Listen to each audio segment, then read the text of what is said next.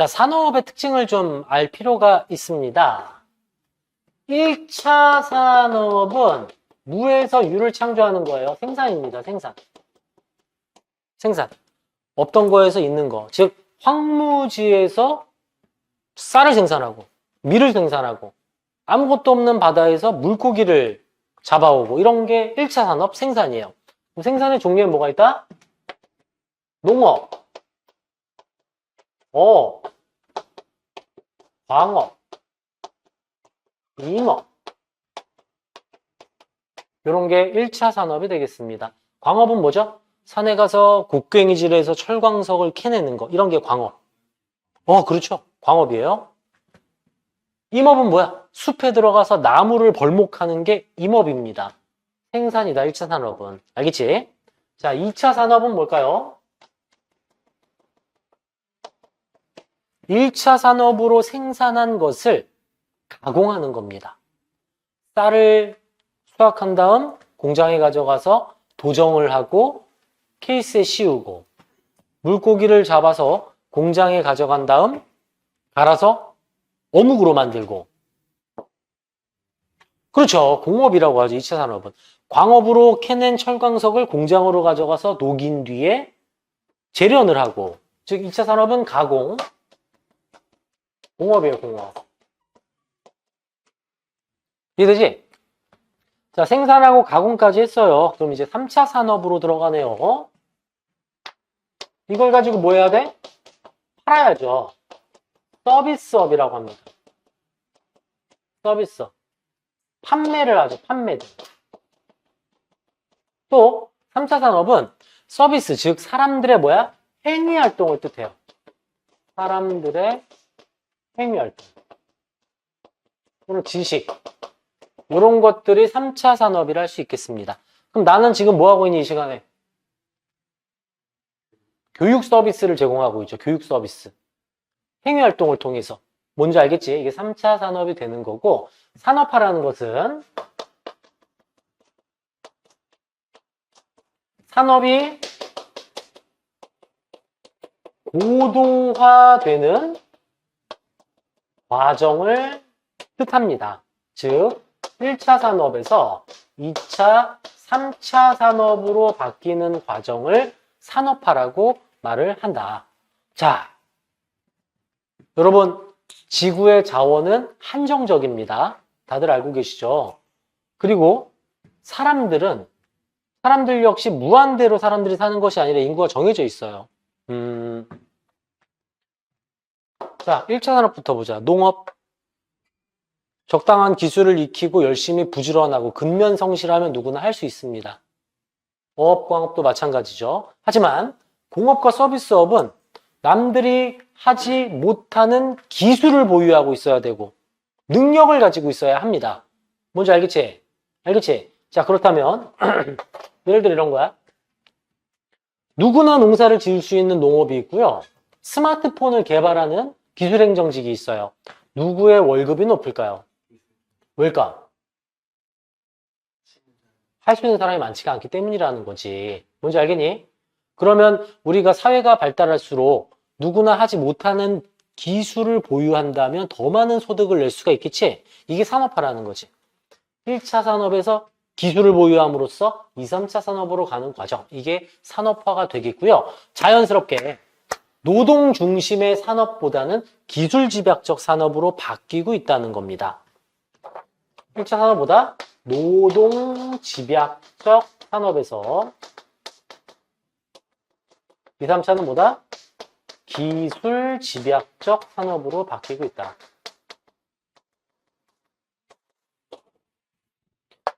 자, 농업, 농사 어디서 짓나요? 거름진 농토와 하천이 흐르는 그곳. 어업은 바다. 뭔지 알겠지? 즉, 농사를 짓고 물고기를 잡고 산에 들어가서 광업과 임업을 하는 1차 산업의 경우에는 촌락에서 주로 담당을 하고 있고요. 2차, 3차 산업은 뭐야? 인위적으로, 계획적으로 만들어진 지역에 아파트를 세우고, 빌딩을 만들고, 공장을 세우고, 운영을 하는 거죠. 여기는 어디서 한다? 도시에서 진행을 한다. 1차 산업은 주로 촌락에서, 2차, 3차 산업은 주로 도시에서 단행을 한다라는 겁니다. 알겠지? 그러면 땅이 점점 도시가 되는 과정을 도시화에 따른 변화, 도시화라고 부르는데, 산업화가 뭔지 알았으니까, 자, 도시화라는 건 뭐다? 도시 경관이 확대되는 과정을 도시화라고 불러요. 도시 경관은 어때? 고층 건물이 등장을 할 거고요. 고층 건물이 증길 거고, 또 교통이 발달할 것이고. 이 고층 건물, 중요한 단어가 하나 나왔는데, 고층 건물이 나온다는 것은 굳이 건물을 왜 높이 올릴까? 사람이 토지에 비해 많기 때문에 이걸 가리켜서 토지의 집약적 이용이라고 부릅니다. 토지의 집약적 이용이라고 한다.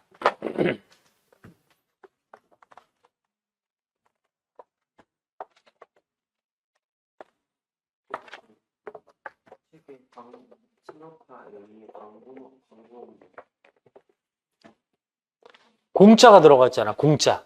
공업이잖아. 광공업은 철광석을 녹여서 재련하는 거. 이런 게 광공업이야. 봐봐, 이거. 이거. 2차 산업이죠, 그러면. 광업은 1차, 광공업은 2차. 자, 여러분.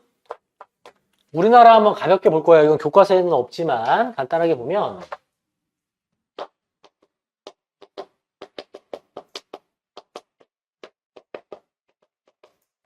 광복 언제 했나요? 45년에 광복했습니다. 6.25 전쟁 언젠가요? 50년이죠. 전쟁 끝나고 400만 명의 사상자가 발생을 했고 전국토가 불바다가 됐습니다.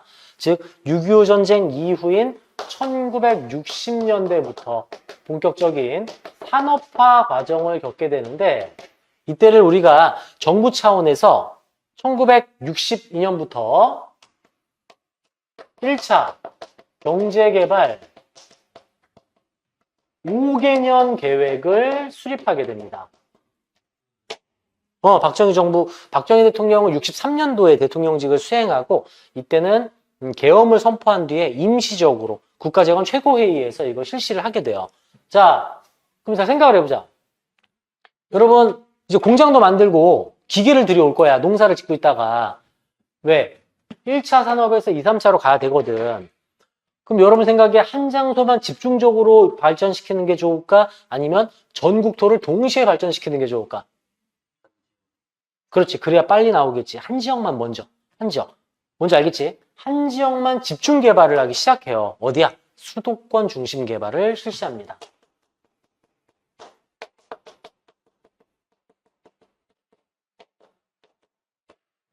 한 장소를 수도권을 집중으로 육성을 하게 돼요. 자, 그러면 공장에 가서 일하면 농사짓는 때보다 월급도 많이 주고 한데 그러니까 사람들이 지방에 살던 사람들이 다 수도권으로 모이겠죠.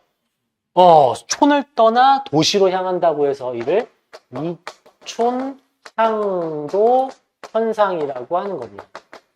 이촌향도 현상이 발생한다. 그리고 1970년대로 들어서면서 3차, 4차 경제개발 5개년 계획을 단행하는데요. 이때는 공업의 스타일이 좀 달라. 자, 여러분 여기 보세요. 이해를 해야 되는데 이때는 아직 우리가 기술이 없잖아. 그래서 가벼운 공업 중심으로 합니다. 이를 가리켜서 경공업이라고 하죠. 대표적인 게 뭘까? 섬유, 신발, 가발 이런 것들이에요. 우리가 지금 왜 메이드 인 차이나로 생각하는 그게 메이드 인 코리아라고 보시면 됩니다. 섬유, 신발, 가발. 작은 기술과 노동을 통해 생산하는 게 경공업이고요. 70년대는 뭘까요, 그러면? 그렇죠. 중화학공업을 육성하기 시작해요. 그렇죠. 중화학공업. 대표적인 게 뭐다? 선박, 철강. 이런 것들이 자동차. 자, 선박과 철강은 어디에서 만들었을까? 대표적인 도시는 포항, 울산, 부산 이런 데 있지? 여기를 가리켜서 뭐라고 할까? 남동쪽에 바다와 함께 있는 공업지구다. 남동임의 공업지구라고 말하죠. 아, 우리는 60년대는 수도권 중심으로 개발을 하고 70년대는 남동임의 공업지구 지역을 개발을 하고 있구나. 이해되니? 그래서 빠르게 발전을 할 수 있었으나 단점이 생겨요. 국토의 불균형 발전이라는 거지. 불균형 발전. 가볍게 우리나라 산업화 과정도 살펴보고 왔어요. 이어서 계속 좀 보면은 내용이 뭐 여기 3의 1은 어렵지 않고 3의 2파트부터 좀 중요하다 보니까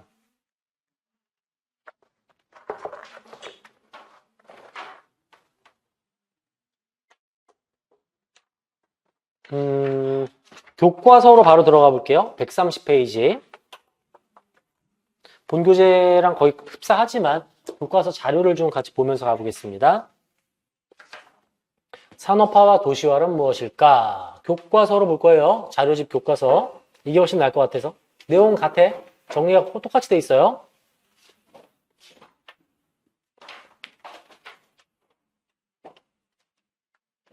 자, 가볼까요? 본문 130페이지. 한 나라의 경제발전 수준이 높아지면서 생산과 고용 측면에서 농림어업보다, 농업, 임업, 어업입니다. 농림어업보다 공업이 차지하는 비중이 커지는 현상을 산업화라 한다. 무슨 소리야? 1차 산업에서 2, 3차 산업으로 나아가는 과정이에요. 그리고 일정한 장소에 많은 사람이 집중하면서 공간적 측면에서 도시가 성장하는 과정을 도시화라고 한다. 일반적으로 한 나라의 도시화 수준은 전체 인구에서 도시 거주 인구가 차지하는 비율인 도시화율을 통해 파악할 수 있다. 도시화율. 우리나라의 도시화율은 90%가 넘습니다. 그 소리는 뭐야? 전체 인구의 90%가 도시에 거주하고 있다는 얘기예요. 도시는 뭘 담당한다? 2, 3차 산업을 담당하는 계획적인 걸 도시라고 얘기했어요. 도시화가 진행되면 도시거주 인구와 도시의 수가 양적으로 증가하고 도시적 생활 양식이 보편화한다. 자, 요거 다음 주에 할 건데 간단하게 가볍게 얘기해 줄게. 봐봐, 여기 봐봐. 도시적 생활 양식을 설명을 좀 해주려고 하는 건데 서울이야. 서울에 모두가 살고 싶지만 사람이 너무 많다 보니 자연스럽게 집값이 올라가죠. 이 집값을 뭐라고 하냐면 지가라고 합니다. 지가. 그리고 땅을 빌려서 사는 걸 지대라고, 임대료. 그럼 서울에서 지가가 제일 높은 곳은 어디일까요? 한복판. 가장 교통의 요충지는 한복판이야. 이걸 도심이라고 하는 거야. 명동이죠. 중구 명동. 을지로 있죠. 자, 이 도심이 지가가 제일 높아요. 도심의 지가가 보다 제일 높다. 이거 다음 주에 할 건데 말로만 먼저 설명해 주려고. 그럼 도심은 지가가 매우 높으니까 그걸 감당할 수 있는 것만 들어오겠죠. 그게 뭐야? 관공서, 금융, 그리고 뭐 백화점과 같은 서비스 이런 것만 들어와. 도심은. 그럼 도심에서 멀어질수록 뭐야? 지가가 내려가겠지. 내려가겠지. 이 외곽 지역이 뭘 담당해? 주거 기능을 담당하는 거. 주거 기능. 북동 여기 있잖아. 강서구 여기 있고. 알겠니? 외곽 지역이 뭐가 있다? 주거 기능을 담당한다. 자, 그러면 도심이 포화 상태가 돼버리니까 도심의 역할을 나누어 하는 곳을 개발을 시켜요. 그걸 가리켜서 부도심이라고 합니다. 부도심. 서울의 경우 도심의 역할을 나누는 게 대표적인 곳이 강남, 영등포, 건대입구, 성수 이런 게 다 보다 부도심이다. 자, 보자. 자, 양천구에서 거주하고 있습니다. 양천구에서 아침에 출근하겠죠. 어디로 가? 부도심으로 가거나 도심으로 가거나 저쪽으로 가거나 다 다르다. 직업도 다양하고 일하는 곳이 달라요. 자, 그러면 봐봐. 윤호야, 아침에 일어나서 아버지가 출근을 합니다. 아버지 출근 어디로 하셔? 응? 부천? 부천은 옆 동네네요. 부천으로 가시고 어디로 가셔? 아, 이거 섭섭하게 오늘 물어봐. 알아야지. 아버지 어디로 가서? 응? 그 위치. 그럼 여쭤봐 한번. 그러니까 목동은 아닐 거 아니야. 어디론가 가시겠네요. 어디로 가셔?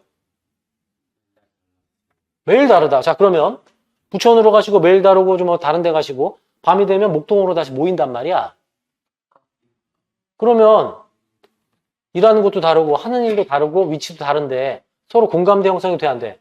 안 돼. 그게 도시의 특성이야. 그게 바로 개인주의라고. 어쩔 수가 없는 거죠. 왜? 일도 다르고 위치도 다른데 공감대 형성도 전혀 안 되는데 옆집 아저씨 이름 알아? 윗집 아저씨 직업 알아? 이게 도시적 생활 양식이야. 개인주의. 그러니까 이런 걸 조심하게 보셔야 돼요. 오늘날 21세기는 말이야 요새 사람들이 싸가지가 없어가지고 아주 착박해. 이게 아니라고. 도시적 생활 양식에 의해서 어쩔 수 없이 개인주의가 심화될 수밖에 없다는 거죠. 왜? 공감대 형성이 안 되니까. 반면에 촌락은 어떨까? 아무 마을이나 가서 노크해. 저기 죄송합니다 어르신 홈이 좀 빌릴 수 있을까요? 홈을 빌려줘요. 왜? 다 똑같은 일을 하니까. 공감대 형성도 잘 되고. 뭔지 알겠죠? 이동도 많이 안 하거든 마을에서는. 도시적 생활 양식은 이렇게. 이걸 뭐라고 하냐면 직주 분리라고 해요. 직장과 집이 분리가 돼 있다. 직주 분리 현상. 하는 일도 다르고 집과 직장이 서로 다르다 보니 공감대 형성이 안 되고 개인주의가 심화되는 것을 도시적 생활 양식이라고 한다. 아시겠죠?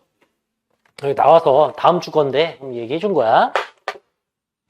봐봐라. 고대나 중세 사회에서는 교역의 중심지가 도시로 성장하였지만 교역의 중심지 뭐야? 항구죠. 항구.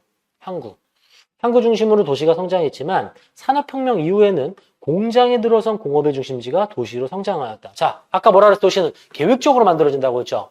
자, 저 지역에 공장을 만들자. 공장을 지금 만들고 있어. 황무지에. 그럼 사람들이 뭐라 할까? 저 공장에서 일할 사람들이 머물 숙소가 필요하지 않을까? 옆에 아파트 세워. 아파트에 사람들이 들어오네. 아이들이 다닐 학교도 만들어야 될 거고 마트도 만들어야 되고 자연스럽게 도시가 어떻게 돼? 확대가 되네.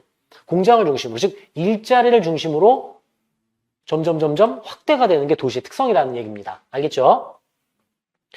자, 산업화와 함께 본격적으로 도시화가 진행되면 촌락에 거주하던 인구가 도시로 이동하게 되는데 이촌향도 현상이 발생한다. 이촌향도 현상. 알겠지? 자, 선진국은 대부분 도시화율이 몇 %다? 90%대를 유지하고 있습니다. 90%대를. 131페이지. 산업화와 도시화는 거주 공간의 변화를 가져왔다. 이걸 뭐라고 했어? 토지의 집약적 이용. 도시의 인구 밀도는 크게 높아졌으며 한정된 도시 공간을 효율적으로 활용하기 위해 고층화되었다. 그리고 상업 및, 이거 중요합니다. 봐봐. 상업 및 업무, 공업, 주거 기능이 어떻게 됐대? 분화되었대요.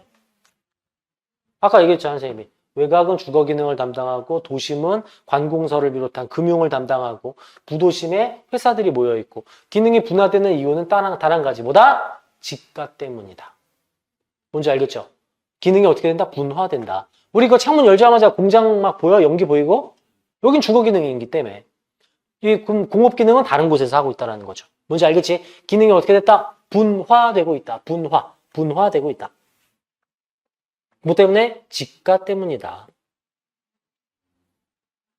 한편 도시의 규모가 커지면 도시를 둘러싸고 있는 주변 지역이 성장하는 교외화 현상이 나타난다. 교외화 현상. 이거 중요합니다. 교외화 현상. 무슨 소리야? 이런 거야. 서울의 포화 상태가 되지. 주변 도시들이 발달을 하는 거야. 주변 지역도 도시처럼 발전하는 걸 뭐라고 한다? 교외화 현상이라고 한다. 아버지 부천으로 출근하신다 그랬지? 부천의 인구가 몇 만인 줄 알아? 100만이 넘어요. 부천이 100만이 넘어 인구가 벌써. 왜? 서울의 역할을 분담하면서 교외화 현상이 일어났기 때문이라는 거죠. 알겠지? 자, 그러면 보자. 여기 부천이에요. 서울이 포화 상태니까 칠판 봐봐. 서울의 주거 기능을 담당하는 도시들이 만들어졌어요. 이걸 가리켜서 위성도시라고 합니다. 주거 기능을 담당하는 위성도시로 성남시 분당구, 분당, 고양시 일산, 최근에는 또 많이 나오잖아. 이쪽으로 위례신도시, 이쪽으로 다산신도시, 부천 이런 식으로 주거 기능을 담당하는 도시들이야. 하얀 동그라미들이. 이게 되니? 사람들이 여기에서 잠을 자네요. 교통이 발달했습니다. 지금 여러분 파주에서 경기도 파주에서 서울역까지 25분이면 와. 그게 GTX-A야. 올해 개통했어요. 20분대에 온다고. 그럼 파주에서 예를 들어 이거죠. 목동에서 15억짜리 아파트에서 살까? 파주에서 15억짜리 300평 전원주택에서 살까? 그 사람이 이게 다를 거 아니냐? 파주에서 300평 이 전원주택에서 아침에 일어나. 왜? 지하철 타고 서울역까지 25분이면 오니까.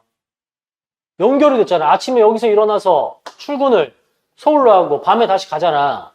하나의 뭐가 됐어? 생활권이 되고 있다고. 분당에서 일어나서 강남으로 출근하고 목동에서 부천으로 출근하시고 이런 식으로. 이걸 전체를 아울러서 뭐라고 한다? 대도시권이라고 한다. 쉽게 얘기해서 일일 생활권이 되었다. 도시와 도시들이 연결되었다. 이해됐니? 그게 가능한 이유는 뭐다? 교통의 발달 때문이죠, 이건. 교통의 발달 때문이다. 이해됐어?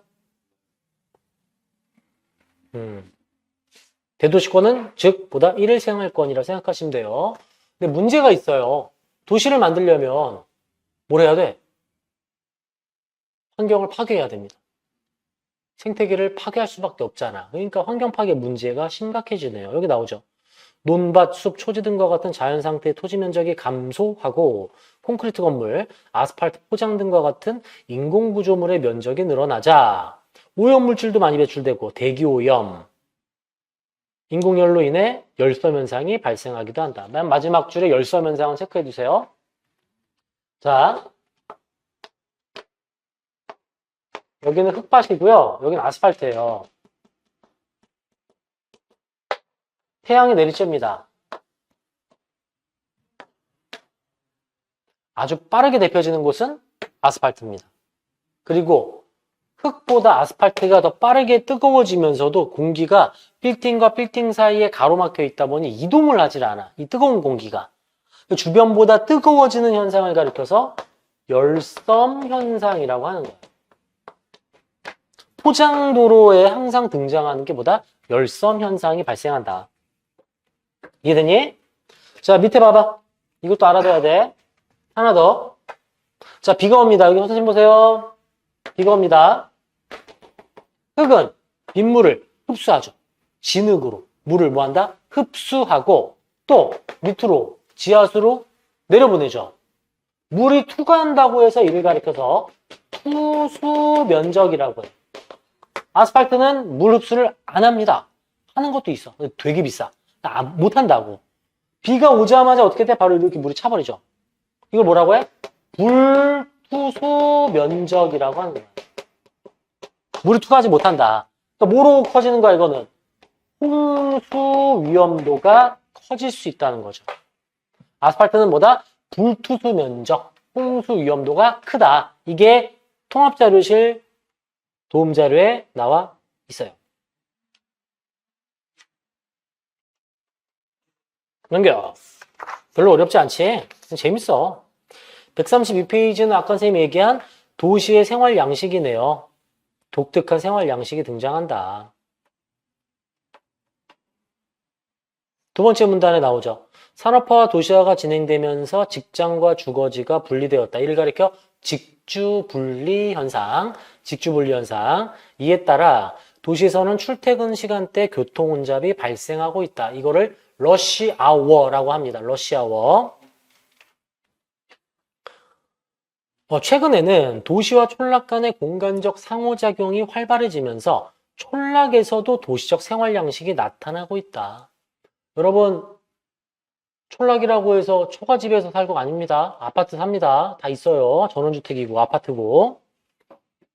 한편 도시는 일정한 공간에 사회경제 문화적 배경이 다른 다양한 사람이 함께 어울려 있어서 촌락보다 이질적 특성, 또 개인주의, 개인의 권리와 자유를 우선시하는 경향이 크다. 자, 134페이지로 올게요. 도시 문제가 생겨납니다. 134페이지. 두 번째 문단. 한정된 도시 공간 안에 많은 사람이 집중하면서 주택을 비롯한 각종 기반 시설이 부족해지고, 각종 기반 시설이 뭐냐면 이런 거예요. 전기, 수도, 통신 이런 것들. 알겠지? 차량 증가에 따른 교통 혼잡, 사고 증가, 주차 공간 부족 등의 문제, 또 쓰레기 처리와 관련된 문제가 나타난다. 다음으로 인간 소외 현상이 나타나기도 하네요. 인간 소외 현상. 인간 소외 현상은 뭐야? 이런 거죠. 내가 오늘 너희들 수업하러 아침에 출근하다가 교통사고가 났어. 그럼 너희들이 그 소식을 듣고 뭐라고 하냐면, 아, 진도 나가야 되는데 왜 사고 나고 있어? 내 수업은 언제 해? 이런 건 인간 소외 현상이죠. 선생님을 수업하는 기계로만 생각한 거지. 근데 너무 좀 그렇지 않아? 걱정보다는 나 어떻게 하라고. 내 수업이 먼저인데. 이런 게 인간 소외 현상인 거야. 공장에서 일하시다가 노동자가 손이 다쳤는데 사장이 너가 다쳐서 생산이 늦어졌잖냐? 이렇게 인간 소외 현상 발생하면 된다, 안 된다? 안 된다. 이런 건 막아야 되겠죠. 인간이 우선이 돼야지, 아무래도. 그래서 인간 소외 현상이 좀 문제점이라는 게 나와 있고요. 135페이지. 이를 해결하기 위한 방안으로는 제일 좋은 게 뭐야? 재개발이요, 재개발. 주택이 부족한 지역은 택지 개발 추진, 대중교통 체계 확충, 일회용품 자재, 쓰레기 분리 철저, 그리고 인간의 존엄성을 회복하기 위해 힘쓰자. 이건 뭐다? 지역적 차원의 노력이었어요. 각 지역, 지자체마다. 국가적 차원의 노력으로는 뭐야? 법과 제도 정비가 되겠죠. 법과 제도 정비. 밑에서 두 번째 줄이 좀 중요한 게 나오네요. 개별 지역 간의 갈등을 중재하고 합의를 끌어내는 조정자 역할을 담당하자. 누가? 국가가. 국가 도시 정책을 세워 장기적인 관점에서 방향성을 제시하자. 이런 거 좋네. 137페이지 보면 도시와 관련된 사회 이슈를 통합적 관점으로 나눠놨네요. 1단원과 융합됐네, 이건. 시간적 관점, 과거부터 지금까지의 모습들. 공간적 관점, 어느 지역에 지금 문제가 생기고 있나. 사회적 관점, 도시 재생 사업을 위한 법과 제도. 윤리적 관점, 주민들의 도덕적 가치 부분. 이렇게 구분을 지어놨어요. 어렵지 않은 내용이었고 다음 주는 좀 더 재밌는 이 각 지역과 관련된 발전 과정으로 들어갈 거예요.